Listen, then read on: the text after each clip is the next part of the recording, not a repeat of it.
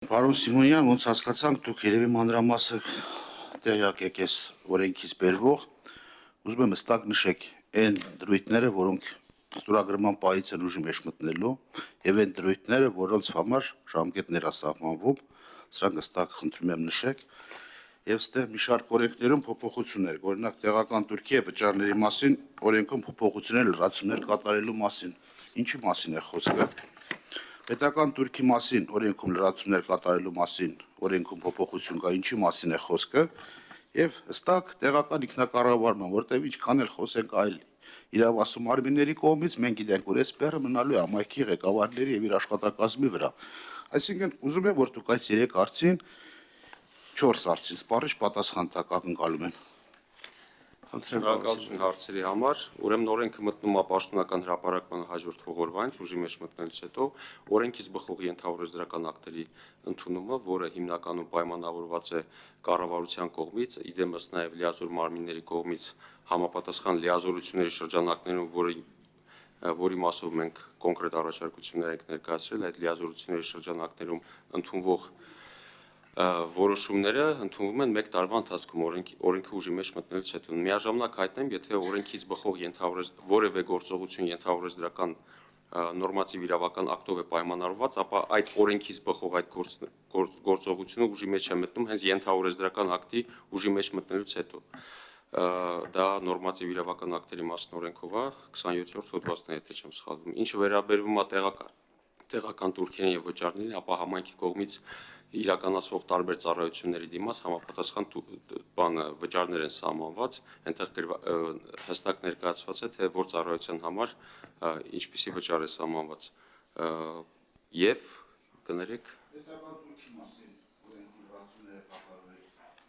Ես կարծում եմ կներեք, էլի ես կարծում եմ այդ հստակ կոնկրետ պետական Թուրքի մասով ինչ որ Թուրքը ինչին է վերաբերում, ես կարծում եմ օրենքի հեղինակը կանրադառնա, որովհետև դա ավելի շատ օրենքի հեղինակի դրույթում է, մենք ընդհանուր օրենսդրական փաթեթի նկատմամբ ներկայացրել ենք թե իրավական փորձաքննության տեսանկյունից, թե լիազորությունների ձևակերպման եւ թե այս ոլորտի կարգավորման մասով ինչպես ենք տեսնում, կառավարությունը ինչպես է պատկերացնում գործողությունները, որոնք պետք է իրականացվեն։ Շնորհակալություն։ Պարոն Սիմոնյան, ըստ էության իլի մարդի պատասխանները չստացա։ Ասում եմ, չէ, ոչինչ չէ, պետք է դուք ասեք, որպեսզի հանրությունը ուղիղ ասեմ, ինձ մոտ պատկեր է, որ սահմանվելու է տեղական Թուրք, որոնք ընթանի շներին պահելու համար պետք է տեղական Թուրք անձվի։ Ընտանի բախի չէ խոսում դրա մասին, ասենք սպանցիկ անցնում եք։ Պետական Թուրքի մասին օրենքում փոփոխություն կա, չեք ասում։ Ասում եմ, դուք արդեն ունեք այն դրույթները, որոնք անմիջապես ստորագրությունից հետո է ուժի մեջ մտնում այդ կարգավորումները։ Բախի չեք ասում, որ ես հասկանամ այս ձեր բերված օրենսդրական փոփոխություններից, որոնք են անմիջապես ուժի մեջ մտնում, որ դրանից հարցը բխելու չէ, հաջորդ հարցը։ Սենց կներեք, իրար վրա լցելով ոչ մի այդպես մակերեսորեն գլոբալ թվում է թե լավ բան է, բայց այն մնացած բաները էլ ասեք, որ մենք էլ իմանանք, հանրությունն էլ իմանա, ասենք մոտավորապես 1, 2, 3, 4, 5, 6, 7, 8, 9, 10 եւ ավել օրենքներում փոփոխություն է, լրացումներ է կատարվում։ Անունը տրել ենք, որ կենթանիների համար լավարկում ենք, շատ լավ է, որ հանրությունն էլ իմանա, որ լավարկում ենք եւ մարդիկ էլ հասկանան, որ պատասխանատվության են ենթարկվելու, բայց այս մնացածն էլ պետք է դուք բացեք, որ հասկանանք մենք, չէ։ Շնորհակալ եմ։ Շնորհակալություն։ Տեղական Թուրքերի մասով ես նշեցի, որ համայնքի կողմից տարբեր ծառայություններ են իրականացվելու կապված թե կենթանիների անձնագրավորման, կենթանիների պահելու հետ կապված թույլտվությունների, միջոցառումների ժամանակ թույլտվությունների մասով եւ այդ թուրքերը ներկայացված են։ Հիմա եթե դուք ուզում եք ես հատիկ դա թվարկեմ օրենքի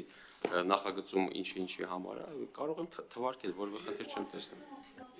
Ներողություն, պարոն Սիմոնյան, թույլ տանք Տիկին Գալստյան շատ կարճ անդրադարձեք, հետո ձեր եզրափակիչ ելույթում հնարավորինս մանրամասն կխոսակ սրա մասին։ Շնորհակալ եմ, կենթանի պահելու համար պետ-թուրք հիմա էլ է գործում։ մենք դրա մեջ չենք փոխել, ինչպես պարոն Սիմոնյանը ասաց, համայնքի կողմից մատուցվող ծառայությունների թույլտվության տրամադրման համար երերք տեսակ է սահմանվում турքերի, եթե ուզում եք կարող եմ կարդալ, մասնագիտացված խանութներում կամ հատկացված բացօթյա տարածքներում կենդանիների վաճառքի թույլտվության համար, կենդանիների մասնակցության միջոցառումների, ցուցադրությունների, մրցույթների կազմակերպման թույլտվության համար եւ կենդանիների բուծարանների եւ կացարանների գործունեության թույլտվությունների համար։ Այդ турքի ներմուծված 3 տեսակները սրանք են, իսկ կենդանի պահելու համար турքի մայլագործում ուրիշ բանա որ դա նորմալ չի կիրարկվում եւ վերահսկողությունը թույլ է, դրան ձեռք չենք տվել։